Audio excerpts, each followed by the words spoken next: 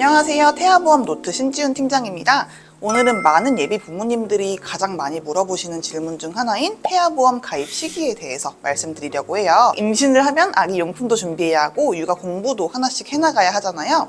그런데 그 중에서도 태아보험은 시기를 놓치지 않고 가입하는 게 정말 중요해요. 만약 가입 시기를 놓치게 되면 태아특약을 구성하지 못하거나 최악의 경우에는 출산 후에야 가입이 가능한 상황이 생길 수가 있어요. 문제는 아기가 태어나자마자 인큐베이터에 들어가거나 조산을 해서 미숙아로 태어나게 되면 최소 1년 이상 보험 가입이 어려워질 수가 있습니다. 그래서 오늘 영상에서는 최소 언제까지는 태아보험을 가입해야 하는지, 그리고 실제로 제가 가장 추천드리는 태아보험 가입 시기가 어떤지 정리해 드릴게요.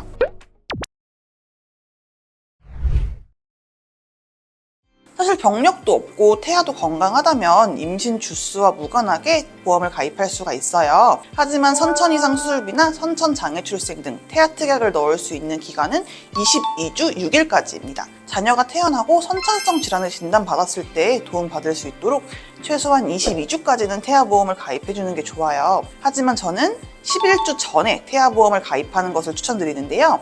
병원마다 조금씩 다르긴 하지만 빠르면 11주, 늦으면 13주에는 1차 기형아 검사를 하게 됩니다. 이때 혹시라도 이상 소견을 받게 되면 태아보험 가입이 어려워질 수가 있어요. 그래서 태아보험은 늦어도 11주에서 12주 전에 가입하는 것을 추천드립니다.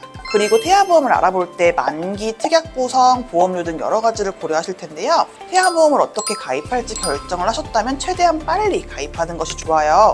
왜냐하면 태아보험도 일반적인 성인보험처럼 병력사항을 고지하고 심사를 받아야 하기 때문입니다. 단 태아는 병력이 없으니 산모의 병력을 고지해서 심사를 보게 되는데요. 임신을 하게 되면 갑자기 갑상선 호르몬 수치 이상이 생겨서 약을 먹게 된다던가 혈압이 높아질 수 있어요.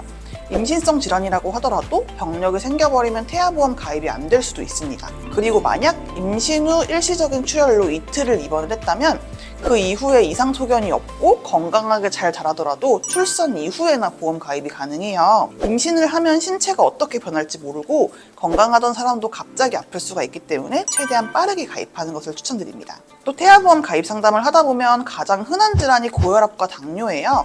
고혈압의 경우 일부 회사에서 가입이 가능하지만 대부분 가입 한도가 굉장히 낮아지고 담보에도 제한이 걸려요. 단 A사의 경우 산모 특약을 뺀다면 20주 이내에는 가입이 가능하니까 고혈압이 있다면 A사를 가장 추천드리고요. 당뇨의 경우 임신 전 당뇨는 가입이 어렵다고 보셔야 해요. 임신 후 당뇨에 진단받았다면 소견서 제출 후 가입이 되는 경우도 있지만 애초에 임당 검사를 24주에서 28주 사이에 하기 때문에 이때는 태아 특약 구성이 불가합니다. 사실 태아보험 상담을 하다 보면 입던 약 복용, 유산 방귀주사 이력, 소변 검사 이상 등 정말 다양한 사례가 있어서 모든 사례를 말씀드리긴 어려워요. 다만 산모 특약을 제외한 간편고지 태아보험으로 할 경우 대부분 가입이 가능하니까 편하게 문의 주시면 될 것 같습니다.